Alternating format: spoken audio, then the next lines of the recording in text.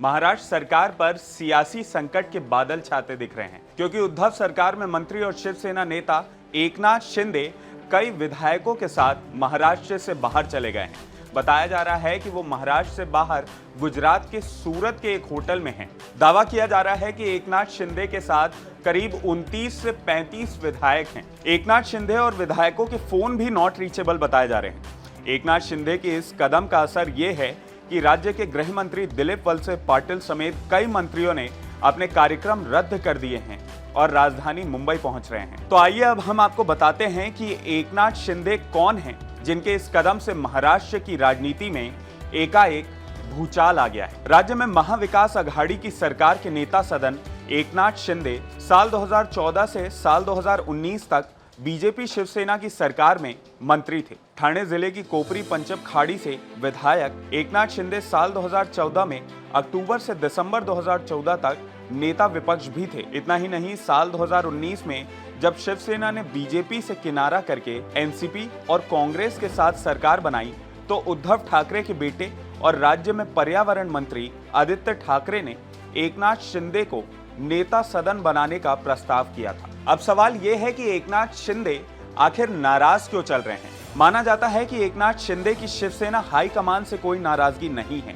इसके पहले भी जब शिवसेना और बीजेपी गठबंधन की सरकार थी तब भी उनकी नाराजगी की खबरें आई थी। उस वक्त कहा जा रहा था कि वो बीजेपी में शामिल हो सकते हैं।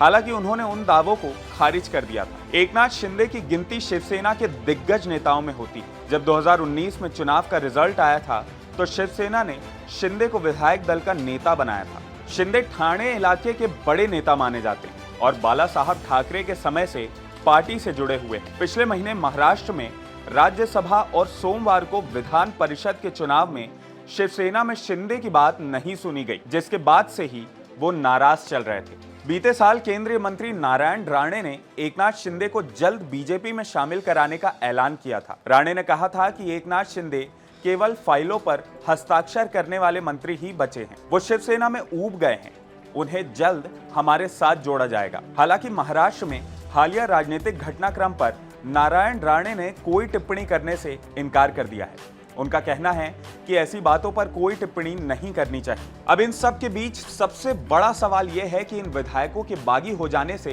क्या महाराष्ट्र की सरकार गिर सकती है। तो आपको बता दें कि महाराष्ट्र में अगर शिवसेना के 15 विधायक बागी हुए तो सरकार गिर सकती है। दरअसल राज्य में उद्धव सरकार के पास 153 विधायकों का समर्थन है। सरकार बनाने के लिए 144 विधायक चाहिए क्योंकि एक सीट अभी खाली है। अगर शिवसेना में फूट होती है तो माना जा रहा है कि कांग्रेस के भी कुछ विधायक पाला बदल सकते हैं। और जिस हिसाब से ये दावे किए जा रहे हैं कि एकनाथ शिंदे के साथ फिलहाल 19 से 35 और यहां तक कि 40 विधायक तक साथ में हैं, तो ऐसे में यही अनुमान लगाया जा रहा है कि अगर ये विधायक बागी हो जाते हैं तो महाराष्ट्र की सरकार गिर सकती है। अब ऐसे में देखना होगा कि शिवसेना अपने नाराज विधायकों को मना पाती है या महाराष्ट्र में सरकार गिर जाती है। आप क्या समझते हैं? क्या महाराष्ट्र में सरकार गिरेगी या शिवसेना अपनी सरकार गिरने से बचा लेगी? आप हमें नीचे कमेंट करके जरूर बताएं। अगर आपको ये वीडियो पसंद आया हो तो इसे लाइक और शेयर करना ना भूलें और IBC 24 के YouTube चैनल खबर बेबाक को जरूर सब्सक्राइब करें। नमस्कार।